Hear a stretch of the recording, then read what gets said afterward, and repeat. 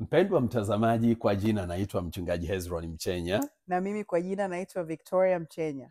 Tunayo furaha kukukaribisha kwenye channel hii ya YouTube ya Siku ya Tatu, mahali ambapo kitu pekee tunachokifanya ni kufundisha na kujadili habari za nyakati na majira ya kibiblia zenye msisitizo maalum unaohusu siku ya tatu. Na leo tunafuraha sana kuongea na wewe kuhusu nafasi ya kibiblia ya siku ya tatu kwenye mtiririko wa siku za mwisho. Sasa Mchungaji Hezron, tafadhali naomba tueleze kwa kifupi. Je, nafasi ya siku ya tatu kwenye siku za mwisho ni ipi? Amen. Kibiblia au kimaandiko, siku ya tatu ni siku inayobeba nafasi ya mwisho kwenye mtiririko wa siku za mwisho. Kwa lugha rahisi, siku ya tatu ni siku ya mwisho kwenye mtiririko wa siku za mwisho. Hata hivyo, kwenye miaka ya historia ya kibiblia, siku ya tatu ni millennium ya tatu baada ya Kristo, millennium ambayo inabeba miaka 1000 ya mwisho kati ya miaka 3000 ya mwisho ya historia nzima ya kibiblia. Kwa mujibu wa maandiko, kuna siku tatu peke yake ambazo Mungu amezitenga ndizo ziwe siku za mwisho.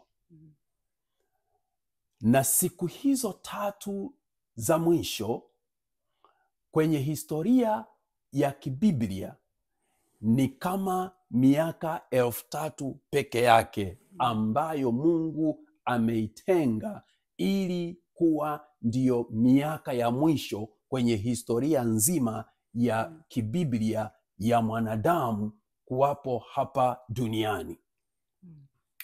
Biblia katika kitabu cha Waebrania ile sura ya 1 mstari wa 1 hadi wa 2 inaonyesha kwamba siku hizi za mwisho au miaka hii ya mwisho ilianza kuhesabiwa tangu kipindi Yesu alipokuja duniani kwa mara ya kwanza miaka 2000 iliyopita. Hivi ndivyo Biblia inavyosema. Mungu ambaye alisema zamani na baba zetu katika manabii kwa sehemu nyingi na kwa njia nyingi, mwishoni mwa siku hizi amesema nasi katika mwana aliyemweka kuwa mrithi wa yote, tena kwa yeye aliufanya ulimwengu. Kwenye andiko hili neno mwisho wa siku hizi lina maana ile ile ya neno siku za mwisho. Kwa hiyo basi, Yesu alipoanza kuongea na wanadamu au pindi Yesu alipoanza kuhubiri habari njema za Injili miaka 2000 iliyopita, hapo ndipo mwanzo wa siku za mwisho au hapo ndipo siku za mwisho zilipoanza. Kwenye maarifa ya nyakati na majira ya kibiblia, Mungu alitenga miaka 4000 ya mwanzo kabla ya kuja kwa Kristo ili ifuatiwe na miaka 3000 ya mwisho baada ya kuja kwa Kristo, na hivyo akafanya jumla ya miaka yote hiyo kuwa miaka 7000, miaka ambayo ameitenga kuwa ni miaka ya mwanadamu ya historia yote ya kibiblia akiwa hapa duniani. Na zaidi ya yote, Mungu ameipanga hiyo miaka 7000 kwa kufuata mpangilio wa siku 7 za habari ya uumbaji. Wakati wa uumbaji, Mungu aliumba mianga mitatu kwenye siku ya 4 ili iwe ndiyo dalili ya majira, siku na miaka, na itoe nuru juu ya nchi. Mianga hii mitatu ambamo jua lilikuwa ni mojawapo na lilikuwa ni mwanga mkuu,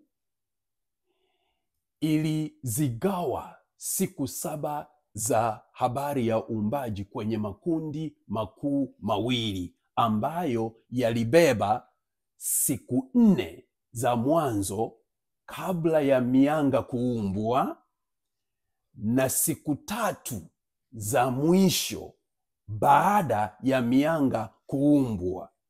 Na hivyo basi zikatenga siku 3 peke yake ambazo ndizo zikawa siku za mwisho kwenye habari hii ya uumbaji.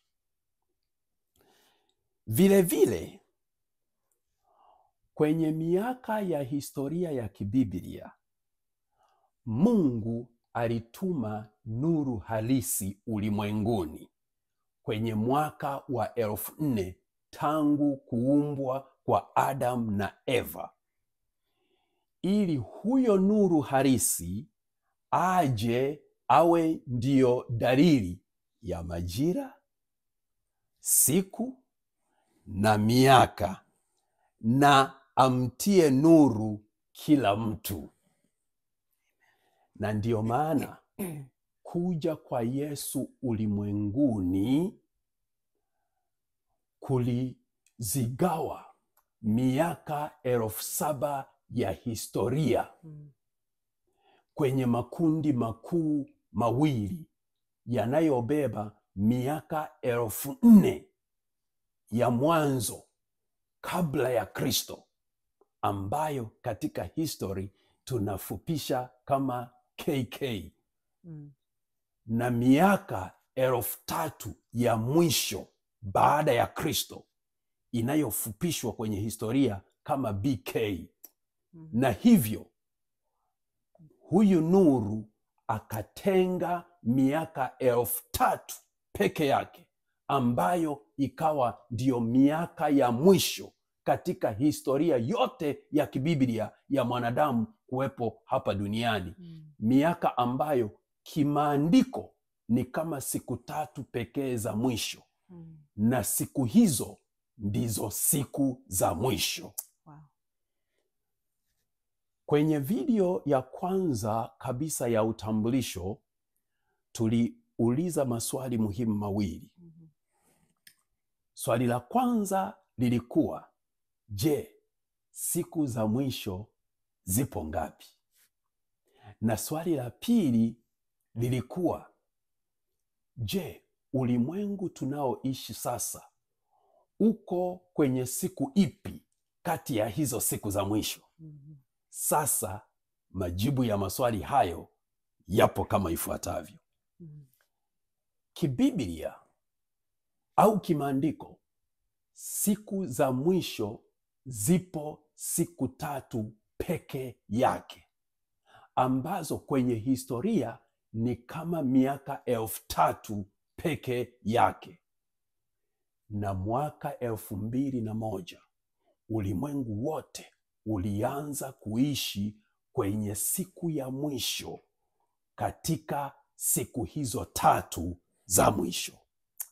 Wow, wow, wow, wow. Haya ni maarifa ya juu sana. Asante sana kwa kujibu swali hilo. Sasa kwa yoyote anayetuangalia leo, ni jambo gani muhimu ambalo ungependa ajifunze kwenye somo letu hili la leo? Amen. Jambo muhimu la kujifunza kwenye somo la leo ni hili. Kwako wewe na mimi ambao tunamwamini Yesu Kristo, siku ya mwisho sio siku ya huzuni isiyokuwa na tumaini, bali ni siku ya tumaini kuu kuliko yote kwenye historia yote ya mwanadamu hapa ulimwenguni. Sisi sote tunaomwamini Yesu Kristo hatupaswi kuwa na woga wa aina yoyote kuhusu siku ya mwisho, bali tunapaswa kuwa na furaha kuu mno kila tunaposikia habari za siku hii ya mwisho, siku iliyobeba tumaini la baraka tunalolingojea kwa hamu kubwa, tumaini ambalo linahusu kurudi kwa Yesu Kristo kuja kulichukua kanisa. Na ni swala la muda tu.